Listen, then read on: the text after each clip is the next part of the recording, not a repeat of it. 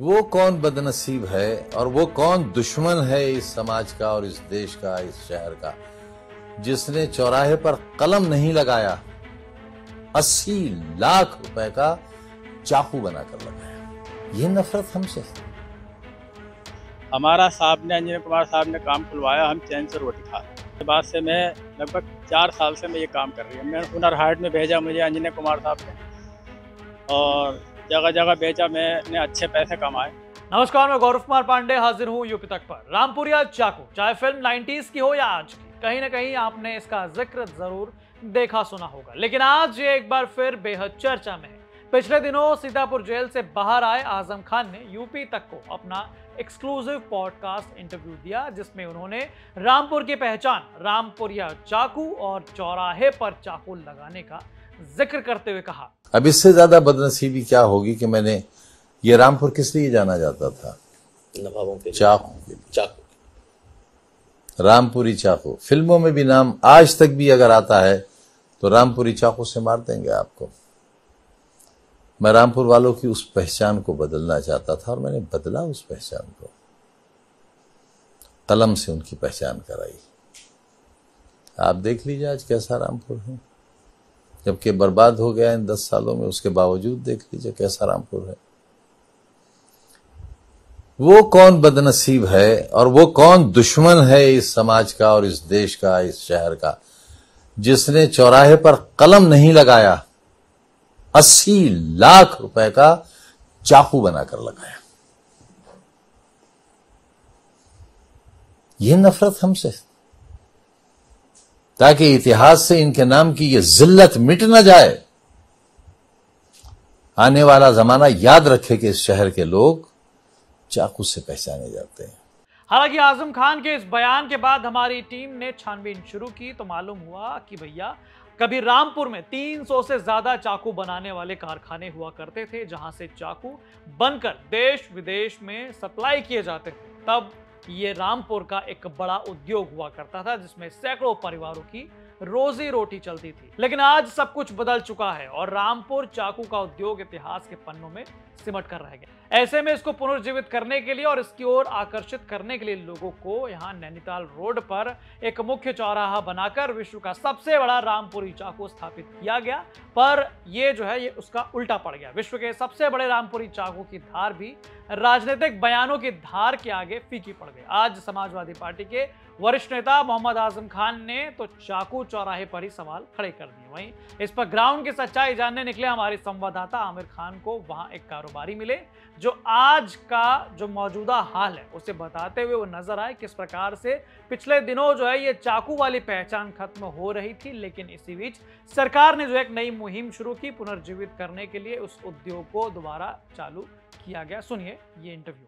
हम इस वक्त रामपुर चाकू चौराहे पर खड़े हैं। ये वही चाकू चौराहा है जो दुनिया का सबसे बड़ा चाकू चौराहा बनाया गया है।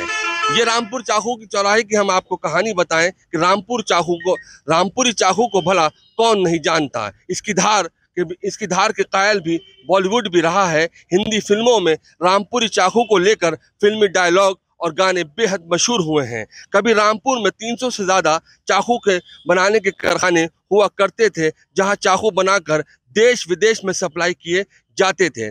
तब ये रामपुर का एक बड़ा उद्योग माना जाता था। अब यहाँ के कारोबार के चाकू के कारोबारी जो हैं वो 1 या 2 मात्र रह गए हैं। उनमें से एक यमीन साहब है, यमीन अंसारी साहब है, मेरे साथ मौजूद हैं। यमीन अंसारी साहब, मैं यमीन भाई को बुलाना चाहता हूँ। यमीन भाई इधर आइए आप।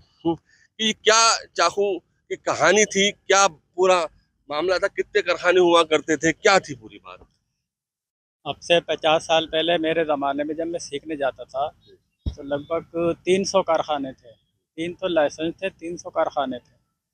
उसके बाद ये पाबंदी लगते ये ख़त्म होता चला जाए। कारीगर ख़त्म हो गए, कारखाने ख़त्म हो गए, लाइसेंस ख़त्म हो गए। अब आन के आखिर में ये बचा है एक मैं कारीगर बचा, इसका असली। मेरा नाम यामीन अंसारी है। इसको ये भी बंद हो गया था, मगर हमारे एक साहब आए, डीएम साहब, जिनका नाम था अंजनी कुमार साहब, जिन्होंने आन के मेरे घर पे आन के कहा ये चाकू का काम क्यों बंद कर रखा है। तो मैंने बोला साहब इसमें मजदूरी इतनी नहीं है जो इसको हम काम को कर सकें। तो उनका साहब ऐसा है, आपस में बातचीत करी, उनका साहब इसका पैसा जो है व्यापारी खा रही है, कारीगर इसलिए इसको ख़त्म कर रही है। उन्होंने मेरे काम को चालू कराया, मेरे घर पे आए, मेरा काम चालू कराया, मेरा लाइसेंस सही कराया। उसके बाद से मैं लगभग 4 साल से मैं ये काम कर रही है। मैं हुनर हाट में भेजा मुझे अंजनी कुमार साहब ने, और जगह जगह बेचा, मैंने अच्छे पैसे कमाए।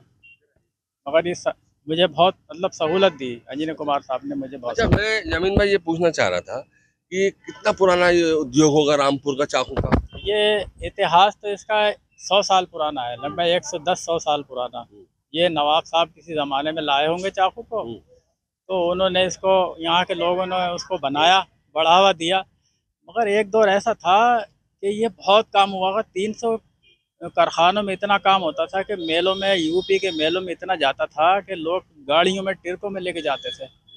कोई पाबंदी नहीं थी इसके अंदर, और विदेशों में भी जाता होगा जब इतना बिकता था। तो आज ऐसा दौर आ गया है कि लोग इसको अब थोड़ा थोड़ा करने के लिए कोशिश कर रहे हैं। मेरे पास भी विदेशों से फ़ोन आते हैं, अमेरिका तक से फ़ोन आए, ऑस्ट्रेलिया, अमेरिका, कनाडा, इतनी दूर दूर से फ़ोन आए। अभी एक साहब का ऑर्डर है मेरे पास 2 चाकुओं का। मुझे हैरत है कि वो लेने आ रहे हैं। कहाँ से? अमेरिका से जी, अमेरिका से लेने आ रहे हैं। सही बात है ये? बिल्कुल सही बात है। मैं 2 चाकू उनके लिए सैंपल में बनाऊंगा। वो कैसे लेके जाएंगे वो उनको पता है, मेरा काम है सिर्फ बनाने और अच्छा। उनको देने का। अच्छा, या कभी आएंगे तो मैं उनका फोटो खिंचवाऊंगा अपना। अच्छा अमीन भाई, इस पे अब चाकू पे भी सियासत हो रही है? चाकू पे सियासत है, सियासत में ही होता है ये काम खराब ज्यादातर। रामपुर का तो सियासत में, रामपुर की सियासत की साली ऐसी है कि जो रोजी रोजगार खराब करती है। खैर अब तो सियासत बेकार है, हमें कुछ सियासत से लेना देना नहीं है। हम तो ये जानते हैं कि हम अकेले हैं काम करने वाले। हमारा साहब ने, अंजनी कुमार साहब ने काम खुलवाया, हम चैन से रोटी खा रहे हैं, बस इतना जानते हैं हम खाली। अब सियासत कितने लोग यहाँ पे इस चाकू से जुड़े हुए होंगे लोग? ऐसा है जैसे कि मैं बनाने वाला हूँ, ऐसे कि 2 लौंडे हैं, वो हेल्पर हैं। वो जितना उनसे आता है वो उतना कर लेते हैं। ये नहीं कि साहब वो बहुत ज्यादा कारीगर हैं, अच्छे हैं। मतलब अच्छा कारीगर तो मैं ही हूँ, अच्छा, इससे नहीं है। तो रामपुर में कितने कारीगर बचे होंगे अब? 2-3 है बस। अच्छा, लगभग 1-2 हैं, 2 कारीगर रह गए हेल्परी वाले, जी। 2 कारीगर रह गए वो बस, बाकी कोई। आप क्या मानते हैं चाकू के कारोबार को बढ़ावा मिलना चाहिए? आपको कारोबार को बढ़ावा मिलना चाहिए, हमें सपोर्ट मतलब होना चाहिए। हमारा काम मुझे जैसा है, इतनी मेहनत कर रही है मैं 4 साल से, मुझे सपोर्ट करना चाहिए। मेरे पास इतने हालात नहीं है कि जो 2-3 लाख रुपए की मैं पीतल ढलवा लूँ, क्योंकि इतना थोड़ी बिक्रिया है मेरे, मतलब बेचने के लिए इतना थोड़ी। जब तक उसकी पूरी तैयारी नहीं आएगी, कभी तो चाकू होते हैं तो खरीदने वाला नहीं होता है, और खरीदने वाले होते हैं तो चाकू नहीं होते, क्योंकि मैं अकेला हूँ। इसलिए अब मैं लड़के को लगाया हुआ अपने, तो इनको सिखा रही हूँ। अमेरिका से जो आप बता रहे हैं कि 2 चाकू बना रहे हैं, फोन आ रहे हैं, वो लेने आएंगे चाकू, तो वो आपका कांटेक्ट या आपसे कैसे बात? वो नंबर पड़ा हुआ है उस पे, वीडियो पे लंबा, जैसा आपने वो नंबर डाल दिया, वहाँ तक पहुँचा वो। अच्छा, अब वो पहुँचा तो उन्होंने करा कि मुझे रामपुर के चाकू चाहिए अच्छा, 2 स्पेशल। हाँ। और इससे पहले लगभग मेरे ख्याल से 1-1.5 साल या 1 साल हो गया होगा, 1.25 साल, वो एक बंदा और आए थे अमेरिका से, वो दिल्ली में रहते होंगे, अच्छा, तो वो 10 पीस ले गए मुझसे।